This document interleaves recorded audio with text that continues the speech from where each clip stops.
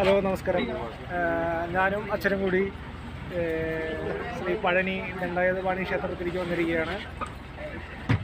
Railway സ്റ്റേഷന് ഇറങ്ങിയതിന് ശേഷം ഇവിടെ അടുത്ത് ഒരു ബസ് ഉണ്ടായിരുന്നു പഴനി ക്ഷേത്രത്തിലേക്ക് പോകാനുള്ളത്, അടിവാരത്തേക്ക് പോകാനുള്ളത്. അതിൽ കയറിയിരിക്കുന്നു. ഏതാനും സമയത്തിനുള്ളിൽ ബസ് ഇവിടുന്ന് അറിയാൻ കഴിഞ്ഞത്.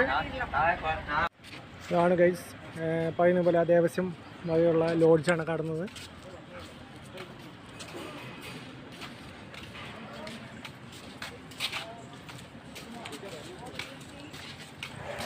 വെട്രിവേൽ മുരുകനക്ക് ഹരഹരോഹര, ജ്ഞാനദണ്ഡായുധപാണിക്ക് ഹരഹരോഹര. ഹലോ, അപ്പോൾ ഞങ്ങൾ ഷാർലോട്ടിൽ നിന്നും പാലക്കാടിലേക്ക് ട്രെയിനിൽ പോയി അവിടുന്ന് പഴനിയിലേക്ക് പോയി. അവിടുന്ന് ഒരു ബസ്സിൽ കയറി അടിവാരത്തെത്തി. അടിവാരത്തിൽ നിന്നും ദണ്ഡപാണി ക്ഷേത്രത്തിലേക്ക് എത്തിയിരിക്കുകയാണ്. എൻ്റെ അച്ഛൻ ഇടയ്ക്കിടയ്ക്ക് ഇതേപോലെ പോകാറുള്ളതാണ് കേട്ടോ. അങ്ങനെ സാക്ഷാൽ ദണ്ഡായുധപാണിയായ ഭഗവാനെ കാണാൻ, മുരുകനെ കാണാൻ ഇപ്രാവശ്യം എനിക്കൊരു ഭാഗ്യമുണ്ടായി. എല്ലാ ഭക്തരും തീർച്ചയായും വന്ന് ദർശിക്കേണ്ട സ്ഥലമാണ് പഴനിമല. പിന്നെ പഴനിമലയിൽ വരുമ്പോൾ അടിവാരത്ത് ഒരു മുരുക ക്ഷേത്രമുണ്ട്. അവിടെയാണ് ഭഗവാൻ ആദ്യം പോയത്.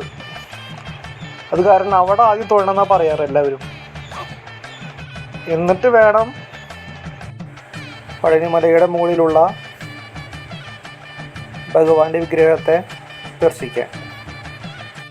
പിന്നെ അവിടെ പോയി ഭഗവാനെ കണ്ട് പ്രധാനപ്പെട്ടൊരു കാര്യമുണ്ട്. ഭഗവാനെ അവിടെ പ്രതിഷ്ഠിച്ച ഒരാൾ കൂടിയുണ്ട്. ഭോഗർ സിദ്ധർ എന്നൊക്കെയാണ് പറയാറ്. പഴനി ദണ്ഡായുധപാണിയെ തൊഴുത് കഴിഞ്ഞാൽ അവിടെ പോയി ഭോഗർ സിദ്ധനെ കണ്ട് തൊഴുകണം എന്നാണ് പറയുക. എന്നാലാണത്രേ പഴനിമല പോയി ഭഗവാനെ തൊഴുതിനുള്ള കാര്യം ഉണ്ടാവുള്ളൂ. അടിവാരത്ത് ആദ്യം ഒരു ഗണപതി ക്ഷേത്രമുണ്ട്. സർവ്വവിഘ്നങ്ങളും അകറ്റുന്ന ആളാണ് സർവ്വവിഘ്നേശ്വരൻ, അതായത് ഗണപതി ഭഗവാൻ.